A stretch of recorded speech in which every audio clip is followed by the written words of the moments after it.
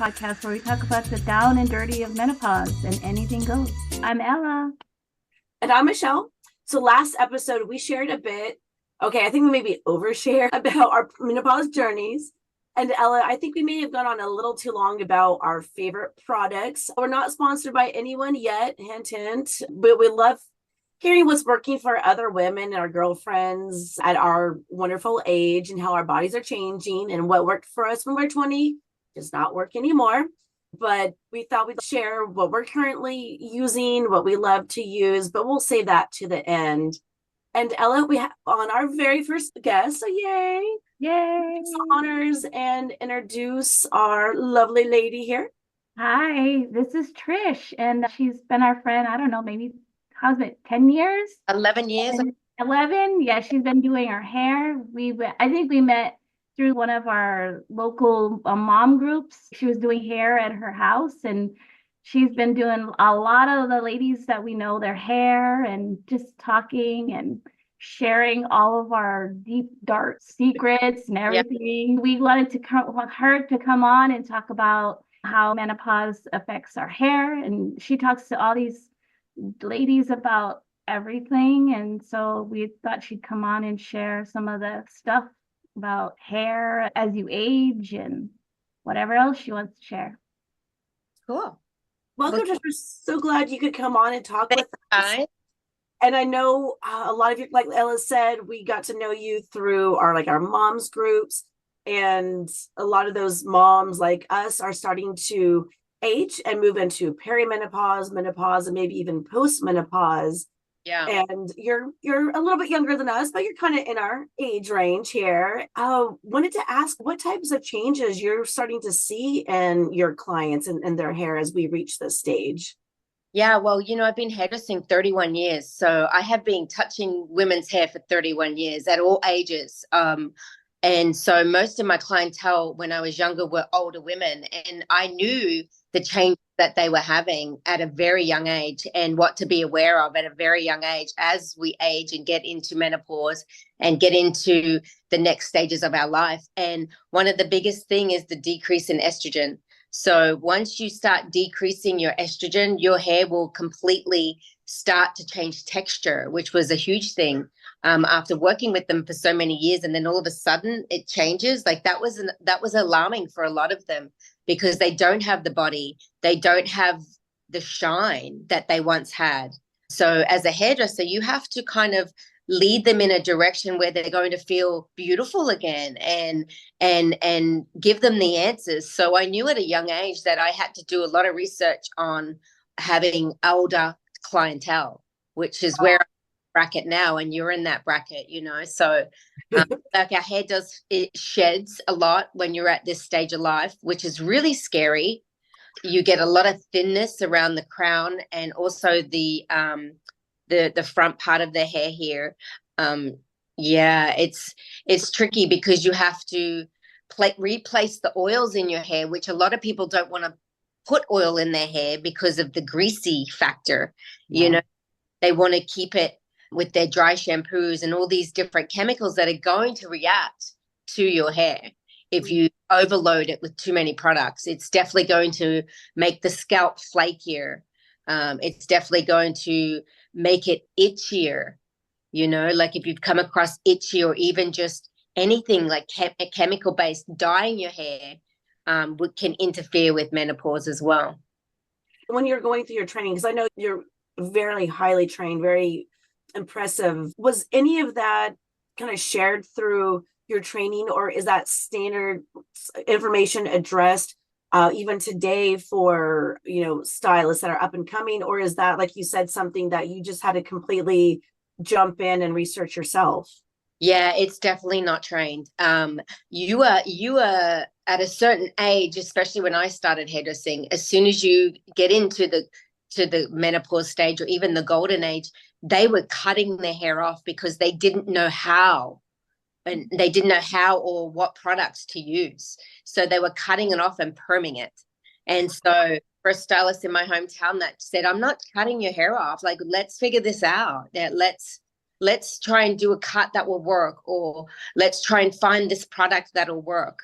and work with the women so they don't have to just cut it all off and perm it and go gray, because that's not a solution either. When you have your hair is your crown, your hair is your confidence.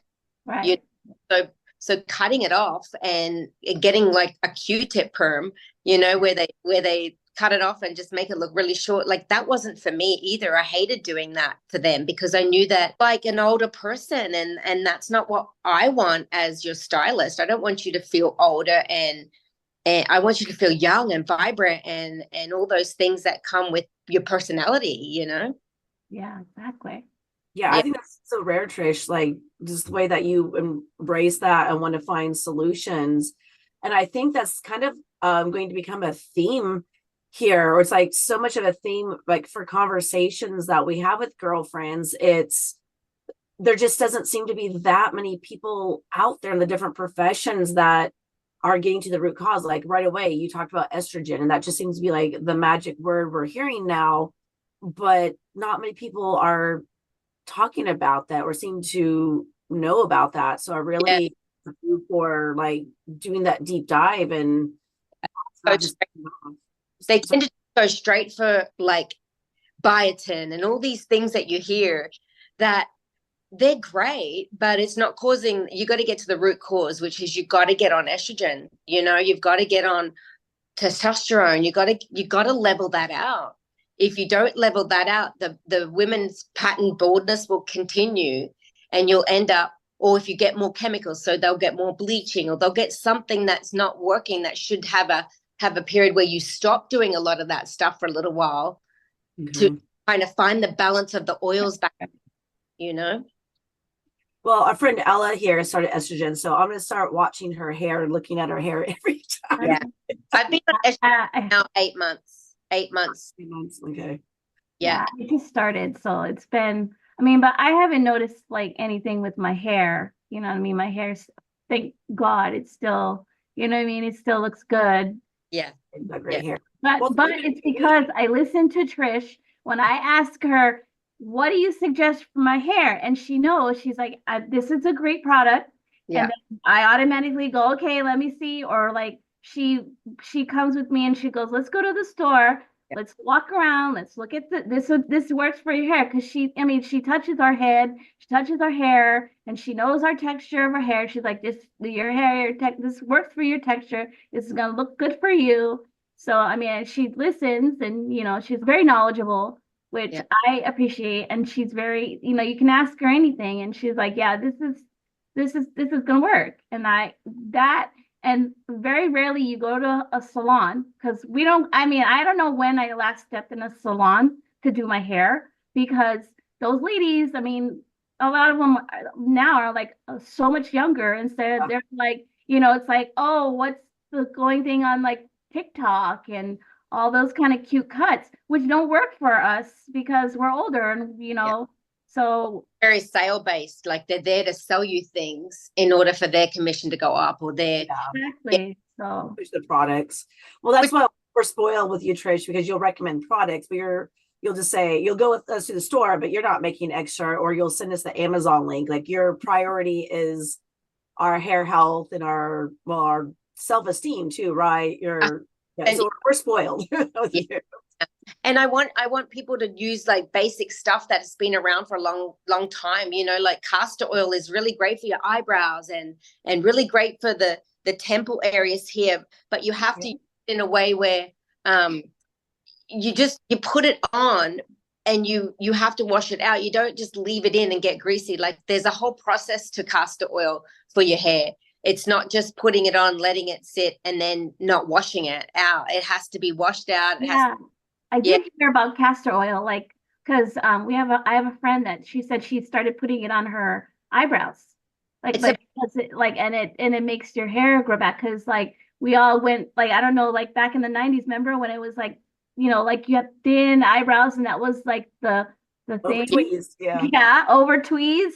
So, but oil is amazing for your eyebrows, and it's thick enough that it stays on at night, so you can put it on at night and you just use a little Q-tip, and because our eyebrows get really brittle as well. And that's why you'll see a lot of graying in eyebrows as you get older. But if you continue to put the moisture in it, Right. they will definitely get fuller and thicker. And you don't have to waste your money on like expensive stuff to do that.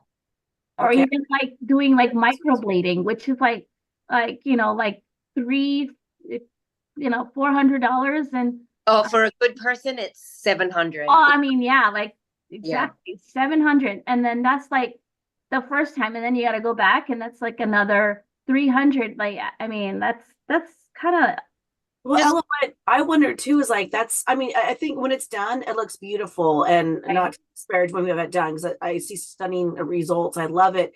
But I also wonder because I know over time it fades too, but to what degree? And at some point, like when this is a trend right now, right? Like in the 90s, like you said, yeah. when that trend is gone, how are these ladies they're gonna be left with that? So it's maybe not, again, not to knock anyone Yeah. who's done. I just wonder about me personally. Yeah, I love microblading. I think it looks absolutely stunning on the right woman. I just personally have looked at my face every single day in the mirror for so long that I would find it hard to not change it. You Yeah. know, the style goes in and out like I've seen every year of my career. Things ebbs and flows and comes back around. I would be scared I couldn't wipe it off and then put it back on in a different way. Right, yeah. It's just like when you do our hair, right? You do it a certain way, and then when we go home, we're like, that doesn't look the way, like it does. Like I'm like, Trish, you got to show me how you do this because I don't know how. And like, how many times did you like, okay, you hold the thing like this, and then you got to do it, and then like, I mean, That's what's so great about YouTube when it first came out was there was a lot of information about hair that people have now taken that upon themselves. And so, yeah, they've got the styling down. Yeah, they got the coloring down, but now they need the information of what actually happens to the hair. Like no one's actually feeding information to YouTube about, right. what's going to happen if you bleach it too much, like all that stuff. I Yeah. think you need your own podcast, hair podcast. It Yeah. could be our monthly hair with Trish, like come on and say, okay, girls, this is The like, hair hour with Well, Trish. I tried to make an app once called Hair Friend, and you follow, oh yeah, you follow your doppelganger. So you follow people that look like you, that have the same texture as you, and you share information that way. But it's just so expensive. oh yeah. It's time consuming. Yeah. Yeah. So me too. So okay, so castor oil on the eyebrows and then wash off when you wash your face in the morning. Yeah, so CVS has a little tiny bottle about $3, and you just dip a little Q-tip in and you put it on every night, and that's just on your face every night, and you have to do it consistency to see the results. And that's the same as hair masking, putting masks on your hair, oiling your hair with the castor oil. It has to be a consistent thing, and not a lot of people like to wash their hair, but you actually have to wash it out. So that's the problem. You do it on the most dirtiest day, I guess. Right. Yeah. I don't wash my hair every day because it takes too long it would dried out. And you know my hair. Like unless I went to the gym and got gross or something and got to do it. Yeah. Yeah. You'll also find as we get old, our hair slows down in growth. So the growth of our hair is very, very slow at a certain age. And so you're trying to maintain the length, you're trying to get regular trims and stuff, you'll notice that the hair does slow down. Yeah, I think it's like I can't grow mine beyond what it is now because by the time it grows and you trim it, it's okay. It gets really brittle. That's why. So it continually will start to break as we get older. So you have to kind of find a happy medium to stay at. So if you've got long hair and you want to maintain that, there's a lot of work that has to go into treating it really good, not overloading it with products, and not over styling it too, which will cause it to break. Using really great leave-in treatments or styling products will help. And Trish, I wanted to also ask you, because when we're sitting in your chair, not only are you doing our hair, but it's basically like a free therapy session too, right? Because we pour our hearts out. I mean, come on, Ella, right? Like, Yeah. We pour our hearts out because we're there. Because I think we're kind of like almost at our most vulnerable, or you're seen as at our most vulnerable, right? Like women, because you're seen like you said, like this is our crown, right? And so you're seen as physically but also emotionally at our sometimes our most raw moments. Like your area is such a safe space where we can come, and us, most of your clients I know have been with you for years, so we have that bond. Plus you're just such a warm and amazing person on this side. But I was curious, so as you've been with so many of your clients for so many years, have you noticed trends or changes in the type of things that your clients are talking about as they mature and kind of go into this second phase of life? 100%. I mean, we're all emotionally drained at some point, like, and so having someone sit and not and actually just sit and not have to move around, I think that's the most vulnerable place that they're in, especially when you're touching them when you're touching someone, you don't know if they haven't been touched before in that day, or given a hug, or what's happened in their life. So by even just talking and asking them how their day is, they can't get up and move around and avoid any questions. Right. That's a good point. Which is really cool for me, because of me doing it for so long. I read body language every single time someone sits in my chair. I'll know if you've had a rough day. I'll know if you've had a great day. I know if you need an extra hug on the way out. I know exactly the temperament that I'm going to be working with, and I try and allow that person to have the best experience in my chair that they possibly can, so that they leave knowing that they've done something for themselves. No, it's such a gift, Trish. You really are such a gift to your clients. As we're getting older, their hair will come up because they'll find clumps of it in the shower. Yes. You start to freak out, and I've had women that have been diagnosed with cancer and in their older stage of their lives, and they still come to me even though they've got no hair, because it's not about hair then. It's about touching them. It's about giving them a massage, on their shoulders and their scalp, and letting the water run through their hair on their scalp, just for the feel of it one more time. It's not always about the hair. It's about the connection you have with the person to be able to open up and talk about things like menopause. Everyone thinks they're doing it on their own, because everyone's menopause journey is really different. Like the pains that you get just from low estrogen in your legs, even though you exercise or you walk, like these are all things that when you sit in my chair, they'll be like, oh, have you been experiencing this because you've had a hysterectomy, for instance? And then they'll information share of their struggles with their periods and stuff like that, or the flow has gotten heavier and stuff like that. There's not very many people that you can talk to about that unless you've built up that relationship with someone, So that's why this podcast is really important, because the more information that women can share about their menopause, premenopause, perimenopause journeys, the better, because it's not talked about at school. No one's talking to you at school to say, at this stage of your life, you're going to have this happen. They only talk about when you start your period. Right.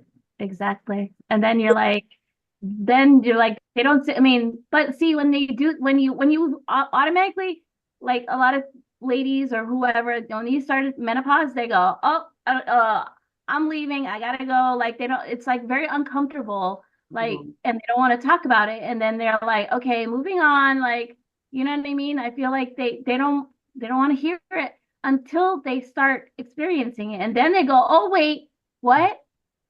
Yeah. Then their ears open up, and then they go, okay, wait, what? Oh, okay, now. But see, until I feel like until they are starting to, like experiencing it, then they want to talk about it. But other than that, they feel very uncomfortable, and then they go, okay, let's talk about something else. Like I feel like I hear that a lot. My mom had a hysterectomy early. My sister had an hysterectomy early. So when I started getting the same symptoms, I knew what I needed to do, but it was a struggle to get there because of the system that's in place for women our age. It's really, really hard unless you advocate 150% for yourself. Like it's really, really hard to get a doctor to sign off on all these things. if you don't go in with the research already done, laying out for them, because most doctors haven't delved into that. Yeah, your journey to have to get that is just crazy. But fortunately, you are strong about self-advocating. But I know so many women aren't. So many will just let themselves be dismissed by the medical community, and then they suffer. When I had a bad anxiety, when I was going through my perimenopause stage, I ended up seeking help through a breathing coach. And it was a 5-day course on how to breathe somatically to get rid of the feelings of anxiety, and it really helped me, and I seeked that out all on my own, and I took a big leap of faith that maybe this was a technique that was going to help me for the rest of the journey of my life, you know. And you got to really look outside your own little box a little bit and try stuff, and try a lot of stuff, you know. Yeah, you really do. I've been kind of going through that where like this week I've had a good week. So I think my estrogen levels have been up. But last week it was crazy where I would want to start crying at the drop of a hat, and not anything to provoke it. Like home and work life everything's going really well, but for no reason, I just want to start crying. And so I started reading some books on like mindfulness, listened to podcasts. A lot of it was breathing, like you're talking about, Trish. So it kind of goes along with that, to the point where it's not a cure, but at least like in those moments, I feel like I can get to a place where I can recognize what it is. Like, okay, I'm feeling this anxiety, this on the verge of crying. There's no outside factors that need to prompt this. It's all within. Do some breathing and do a little bit of mindfulness, and at least it can kind of get me through those moments, because those moments pass, at least for me, they don't last long. So also it takes, scientifically it's been proven, you know, in all these podcasts that I read, that it takes 6 to 8 minutes of just talking to someone when you're going through an anxiety attack, to call, to FaceTime, to even just be with your kids in a corner somewhere. It that will calm you down as well. Like knowing that someone else is there attached to you is really important. So if you have a really good lifeline when you're going through those darkest moments, 6 to 8 minutes of just talking to someone about anything. It could be about the panic attack, it could be about anything, but that's almost like reaching a hand out and holding it, you know, like it's really important. Well, I think that's a great point. And I think it's so important for us to have to establish those connections with other women, so we can text, we can reach out in those moments, or be that lifeline for those people. Yeah. There's been many a times, you know, because I've been on my own here in America for 21 years and I can't reach my sister. It's a different time zone, but I've got women in place that I've had for a long time that I know that at a minute's notice, I could call them when I have a panic attack, and I have, and they've been there and they've been at work, and they give me their 5 minutes. And to me, that's everything. That's more than a therapist would ever do for me, I'm sure, you know? Well, that's wonderful, Trish. Yeah. All right. Well, Trish, we are going to go ahead and wrap up, but thank you so much for coming on and joining. We appreciate it. Yeah. Thank you guys for asking me. I was like, oh, this is going to be fun. Hey, it's our 20 minutes, right? We're talking, like feel better, right? See, Exactly. And there's something that got shared information wise that you might go home and use, like the castor oil on our eyebrow. Exactly. Yeah. Well, Ella, that's actually a good spot. Do you want to? We have like a segment where I want to just share like a quick favorite product. We won't go on the castor oil. That was a great one, Trish. I was going to ask you for a recommendation. How about you, Ella? I know what yours is. My fan. It's a portable fan. That's cool. Look, this one is like it has different levels, and it's like you can plug it in, and it has, because I'm at work and I am outside, so you can plug it in anywhere I want it to recharge it. And it has a strap, you can hang it on your neck. You can be like, remember Flavor Flav, and he had the clock. This is me, like, woo! I love it. Oh my God. Okay. It's right there. Guys, don't talk to me. I'm chilling out right now. Yeah. That's what I tell the kids. Like, don't talk to me. I'm chilling out right now. I'm on the beach. I'm in tropical beach. Don't talk to me. In I your don't zone. want to hear. I don't want to hear. How about how somebody's making you cry Yeah. right now? Just leave me alone. Okay, that's my product. I love Well, mine is, it's hard to get the cameras to fix. It's dermatology, and we'll list the stuff in the description. It's dermatology. It's all over like Facebook and TikTok and Instagram. It's supposed to be like this foundation, sunscreen, and tinted moisturizer.